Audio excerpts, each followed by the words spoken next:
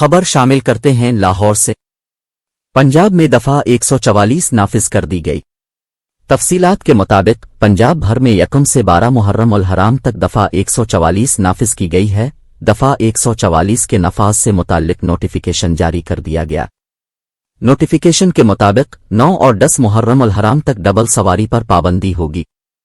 یاد رہے کہ خیبر پختونخوا کی نگران حکومت نے صوبے میں نئے ہجری سال کے آغاز پر عام تعطیل دینے کا فیصلہ کیا ہے۔ صوبائی حکومت کے فیصلے کے تحت 1 محرم الحرام یعنی 20 جولائی بروز جمعرات کو صوبے بھر میں عام تعطیل ہوگی، جبکہ 1444 ہجری اپنے اختتامی لمحات میں داخل ہو گیا۔ ماہرین فلکیات کے مطابق ہجری 1445 کے چاند کی پیدائش ہو چکی ہے۔ محکمہ موسمیات کے کلائمیٹ ڈیٹا پروسیسنگ سینٹر کی رپورٹ میں بتایا گیا کہ محرم الحرام 1445 ہجری کے چاند کی پیدائش 17 جولائی کی رات 11:32 پر ہو چکی ہے۔ تاہم ملک بھر میں منگل کے روز کہیں محرم الحرام کا چاند نظر نہیں آیا تھا۔